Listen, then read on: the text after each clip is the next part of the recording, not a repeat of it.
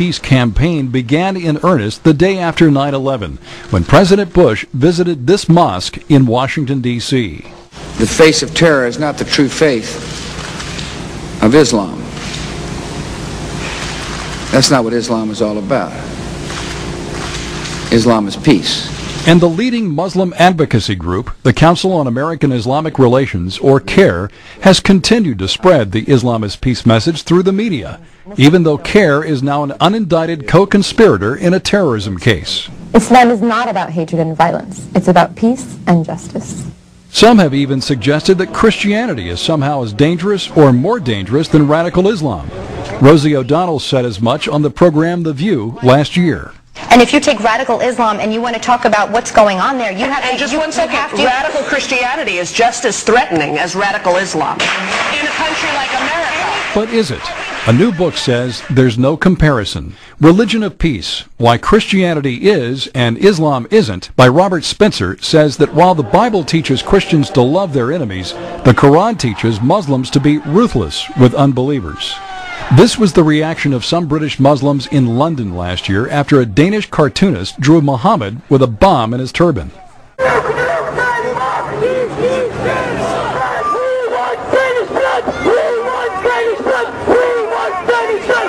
It has been said that while most of the world's Muslims are not terrorists, most of the world's terrorists are Muslims. But many on the left still fear Christianity more than Islam. Spencer says it's time for the West to defend Christianity and tell the truth about Islam. Well, joining us now live from Boston is Robert Spencer. He's the author of Religion and Peace, Why Christianity Is and Islam Isn't. Well, welcome to the 700 Club. Thank you. Very happy to be here. I've had an interesting conversation with some Arab ambassadors a couple of weeks ago, and one of them actually said that Islam is in need of a reformation. Is that sort of a prevailing view amongst, I guess, moderate Muslims? It's a common view, but I'll tell you one thing about that, Gordon. It's very important to understand. In Christianity, the Reformation was an attempt to get back to the basics, right? To clear away things that had crept in over the centuries that were not authentic, and to restore the purity of the original message of the New Testament.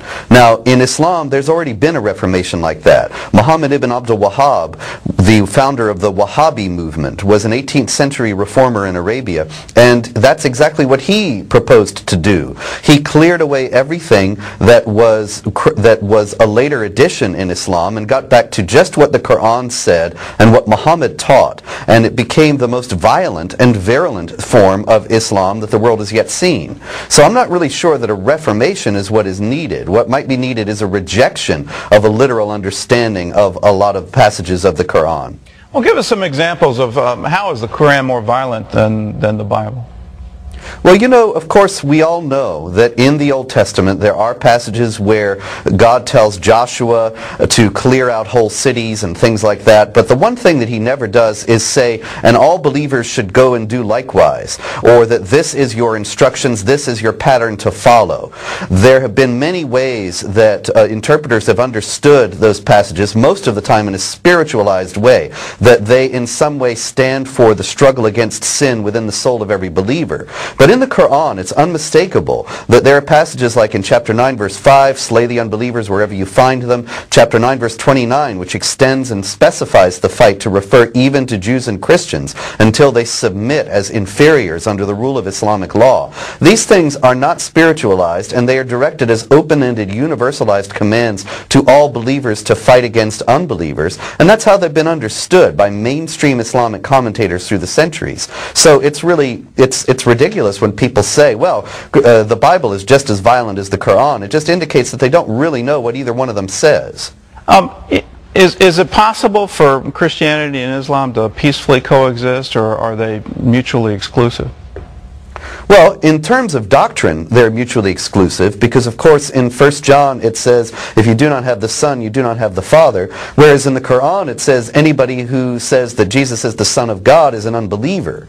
And so those two things don't coexist. But of course, Christians are prepared to coexist peacefully with anyone. But Islamic traditional doctrine, traditional Islamic law, does not allow for peaceful coexistence between believers and unbelievers as equals in a society on an indefinite basis. Muhammad said Islam must dominate and not be dominated. And ultimately, unfortunately, all too many Muslims consider that to be an imperative to push to impose Islamic law upon the societies where they live. And that means second-class status for non-Muslims. We don't seem to be able to get this. Back in World War II, Winston Churchill called that struggle a struggle for Christendom, and he was very bold in saying that. But we don't seem to get this. We seem to want to distance ourselves, if you will, from the basis of Western civilization. We don't want to claim that all our concepts are based on Christianity. Why are we so reluctant to get into this and say our ideas are better? Well, it's a strange thing, but it seems as if a kind of self-hatred has gripped Western civilization. We're ashamed of ourselves. We're ashamed of our Judeo-Christian heritage. Even people who aren't Jews and Christians are unwilling to acknowledge that the Judeo-Christian tradition has been responsible for the greatest civilization the world has ever known. This self-hatred, I think, has become part of the pop culture ever since the Vietnam War. And that now it's really coming down to a challenge for us, because the Islamic law that the jihadists want to impose upon the world would deny basic things that we take for granted: freedom of speech, freedom of conscience, the equality of dignity of all people before God, the equality of rights of men with women, the equality of rights of all people regardless of creed, so that there's not a special class of people as there is in Islamic law. These things are all Judeo-Christian principles. And so this is the time when we need to cast that off and stand up and defend those things, or we're certainly going to lose them. There seems to be a movement, and it's frankly political, that Christians are just as bad as radical Muslims. And I know CNN is doing a whole series this week, and AP just released a rather puff piece on it saying, that everybody needs to watch it. And in that segment, they're going to say that if Christians are encouraging young women to dress modestly, what's the difference between that and the Taliban? I saw that. Why are we doing that? Why is that even allowed? Why does Rosie O'Donnell get applause for saying that Christians are just as bad as radical Muslims?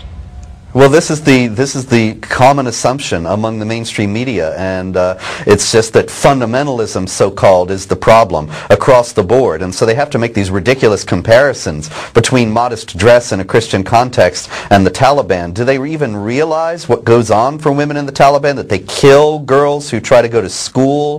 That in Saudi Arabia, which is a society very similar to the society established by the Taliban, there were girls who died in a fire because the religious police wouldn't let them come out of the school that was burning because they weren't wearing their headscarves. I mean, where have you ever seen Christians behave that way when they talk about modesty?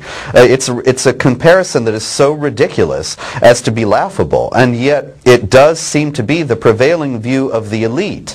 And the only thing I know to do is I say thank God for CBN and for the fact that we're able to speak the truth here, and we know that since what we're saying is true, that reasonable people, I think, will be able to see the difference. Well, I love to tell people I've never heard of United Methodist Jihad. It just doesn't. Yes. It doesn't exist in Christianity. You don't go out and kill people. The final question: do you think that within a Muslim society where Sharia law is sort of enshrined, and I think for me one of the great disappointments of both Afghanistan and Iraq is that that's precisely what our State Department allowed, that their new constitutions enshrine Sharia as the law of the land. Is it possible with that to have true democracy? No, because Sharia law does not allow equality of rights for non-Muslims and for women. And so if you're talking about democracy in the sense that it's always been understood in the West as, first of all, enshrining the rights of the individual as being something that is pertaining to his dignity before God, then that's one of the first things denied in Sharia for certain groups of people. And so ultimately those provisions in the Iraq Iraqi and Afghanistan constitutions are going to militate against the establishment of any kind of genuine Western-style democracy in either country. Robert, thank you for being with us, and thank you for this book, Religion of Peace. Thank you. Why Christianity is and Islam isn't. It's available in bookstores across